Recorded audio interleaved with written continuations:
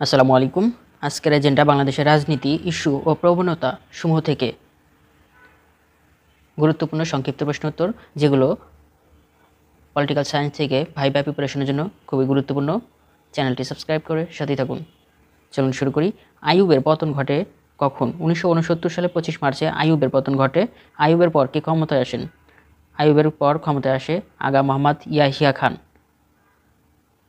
Bangladesh politics, এটির বিষয়কোড হচ্ছে 311-905।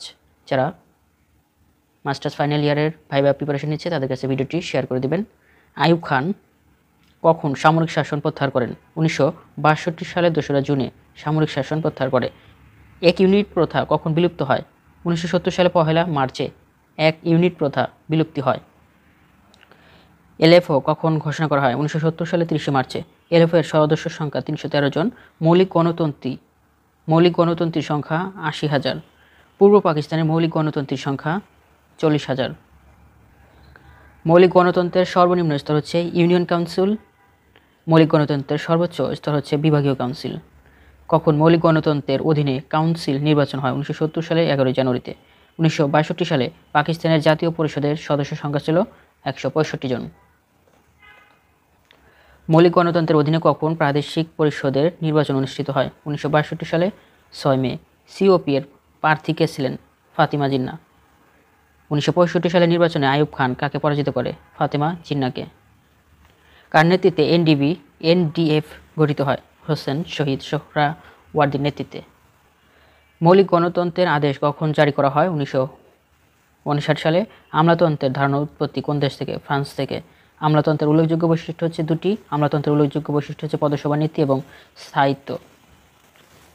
আমলাতন্ত্রকে হৃদয়হীন বলা হয়েছে কেন? তারা কারো প্রতি আনুকূল্য দেখায় না বলে। আধুনিক শাসন ব্যবস্থা পরিচালনার মূল চালিকা শক্তি হচ্ছে আমলাতন্ত্র। আমলাতন্ত্র ইংরেজি শব্দ ব্যুরোক্রেসি শব্দটির উদ্ভব হয়েছে ফরাসি শব্দ ব্যুরো এবং গ্রিক শব্দ ক্রেটিন থেকে। ফরাসি শব্দটি ব্যুরো এর অর্থ হচ্ছে টেবিল বা দপ্তর। উৎপত্তিগত দিক থেকে আমলাতন্ত্রের অর্থ হচ্ছে টেবিল বা দপ্তর নির্ভর শাসন ব্যবস্থা। আক্ষরিক অর্থে আমলাতন্ত্র বলতে বোঝায় আমলা বা প্রশাসনিক কর্মকর্তাদের শাসন। আমলাতন্ত্রের জনক ম্যাক্স ওয়েবার। আমলাতন্ত্রকে ভাগ করা হয়েছে 5 ভাগে। আমলাতন্ত্রের প্রধান বৈশিষ্ট্য হচ্ছে পদসোপান নীতি।